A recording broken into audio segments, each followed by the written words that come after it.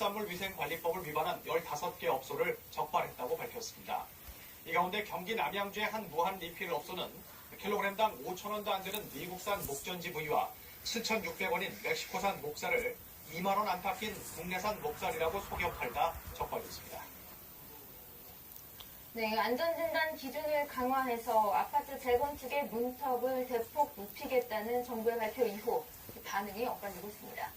재건축이 쉽지 않게 된 서울 양천구 같은 곳들은 불만이 큰 반면 이미 안전진단을 마친 곳들은 반사 이익을 기대하는 상황입니다. 이재희 기자가 취재했습니다. 재건축을 준비 중이던 서울 목동의 30년 된 아파트입니다. 안전진단 기준 강화로 사업 추진 가능성이 크게 낮아졌습니다. 주민들은 주차 공간이 부족하고 시설이 매우 낡아 재건축이 시급하다며 반발하고 있습니다. 구청 토론회가 재건축 규제 선토장이 될 정도입니다. 재건축이 이제 시행이 되면 주거 환경이 굉장히 좋아지기 때문에 그걸 기대하면서 많은 불편을 감수하고 사시는 분들이 대부분이세요. 완전히 완이밤중에 홍수깨다. 지정부 가진 꼴이 된 거죠. 반면 안전진단을 통과한 아파트가 많은 서울 강남구는 상대적으로 여유롭습니다. 당장 시세가 높아지진 않았지만 집값 상승을 기대하는 주민들이 많고 거래도 회복 중입니다. 이미 오래전에 안전진단을 마친 상태이기 때문에 반사이익을 받지 않을까라는 기대 심리로 이제 문의가 많이 오고 계시고요. 그다음에 매수 문의도 꾸준히.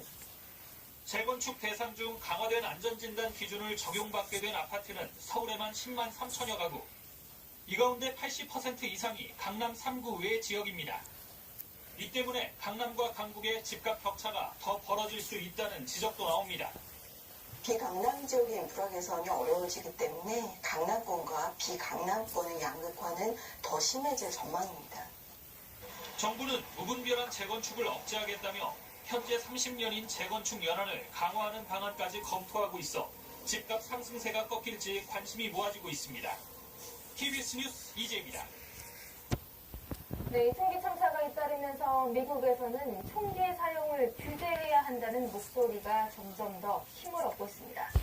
분노한 학생들이 다음에는 내 차례냐며 곳곳에서 시위를 벌이자 결국 트럼프 대통령은 총기에 대한 일부 규제를 고려하는 것으로 전해졌습니다. 전종철 특파원입니다. 플로리다주 고등학교 총기 참사 생존자들이 주축이 된 수백 명이 플로리다 주의회로 모여들었습니다. 이 같은 비극이 또다시 반복돼선 안 된다며 총기 규제 나서라고 강력히 요구했습니다. Never again should a tragedy of this caliber happen in this country. Never again. Never again should an innocent life be taken while trying to gain an education. And never again should I feel guilty to be alive. 학생들은 비 넥스트, 즉 다음은 내 차례가 될 수 있다는 구호를 내걸고 정치권을 향해서 역사의 죄인이 되지 말라고 경고했습니다. 연방 의회가 있는 워싱턴 DC에서도 고등학생들의 시위가 벌어졌습니다. 기차역에서 의회까지 추진한 뒤 더 이상 행동을 미루지 말라고 촉구했습니다. 이처럼 총기 규제 요구에 반대적인 심상치 않아 보이자 총기 소유 옹호론자인 트럼프 대통령도 더 이상 버티기 힘든 상황입니다. 트럼프 대통령은 최근 고속발사 보조장치를 금지시키라고 지시한 데 이어 반자동소총 구매 가능 연령을 18세에서 21세로 올리는 방안을 검토 중이라고 미 언론이 보도했습니다. 이런 가운데 캘리포니아주 LA에선 경찰이 한 고등학생 집에서 총기류와 다량의 탄약을 찾아냈습니다. 하마터면 또 다른 참사로 이어질 수도 있었다고 미 언론은 전했습니다. 워싱턴에서 KBS 전종철입니다. 네, 남미 페루에서 산악도로를 달리던 버스가 계곡 아래로 추락해 최소 44명이 숨지고 20여 명이 다쳤다고 현지 언론이 전했습니다. 현지 시각 어제 새벽 1시 반쯤 페루 남부 아레키파주의 오코나다리 근처 고속도로를 달리던 2층 버스가 수도폭 아래로 굴러떨어졌습니다. 페루 당국은 이 버스에 45명이 탑승했다고 기록돼 있지만 도중에 추가로 승객을 더 태운 것으로 보인다고 전했습니다. 경찰은 버스 운전사가 도로 운전을 했을 가능성에 대해 수사하고 있습니다.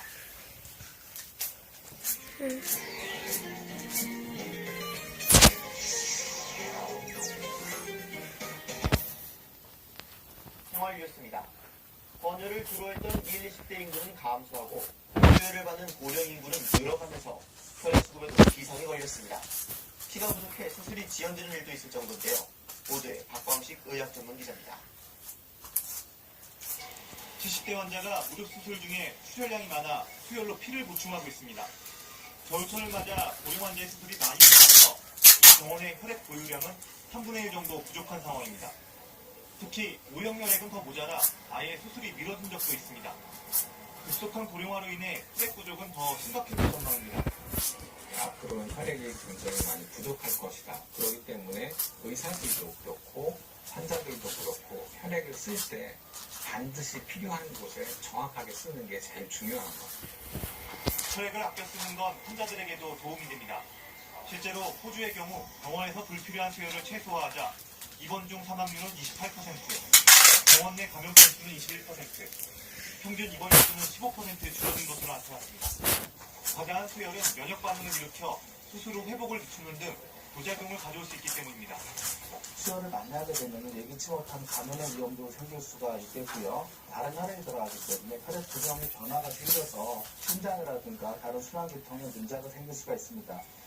환자 건강과 직결된 수혈, 꼭 필요한 건지 따져보면 혈액 낭비도 줄일 수 있습니다. KBS 뉴스 박광식입니다. 현대 산타페와 벤츠 C200 등 4개 업체가 제작하고 판매한 42개 차종 53,700여 대가 제작 결함으로 리콜됩니다. 현대자동차가 제작한 산타페 DN 등 2개 차종 23,000대는 핸들 부품 결함이 확인됐고 벤츠 C200 등 35개 차종 29,700대는 조향장치 내 전기 부품 결함으로 리콜됩니다. 팽창장치 결함이 지적된 일본 다카타사가 제작한 에어백을 사용한 토요타 시에나2WD 등 4개 차종 1,050대와 연료 공급 파이프 연결 부분 결함이 확인된 혼다 코리아의 CRV 120대도 함께 리콜 조치됐습니다. 서울시가 2022년까지 임대주택 24만 가구를 추가로 공급합니다. 서울시는 이 같은 내용을 담은 공적 임대주택 5개년 공급 계획을 발표했습니다. 특히 서울시가 세제 혜택 등을 지원하고 민간이 공급하는 역세권 청년주택은 청년에게 5만 6천 가구, 신혼부부에게 2만 4천 가구 등 모두 8만 가구를 공급하기로 했습니다.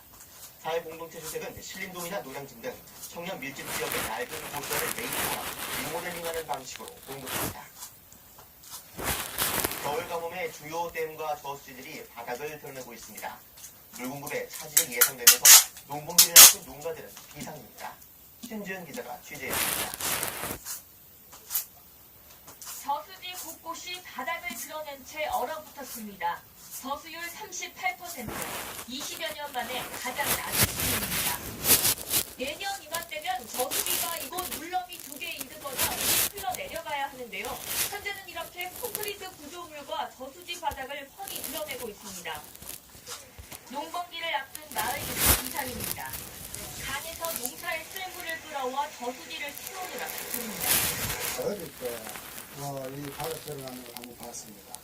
한참 동안 못 보고 처음입니다. 2년 바래가지고 농사 못 지을 정도로 참 농민들이 어려움을 겪었는데 심각한 가뭄으로 전국 남부 지역 저수지 평균 저수율은 50%대에 머물고 있습니다.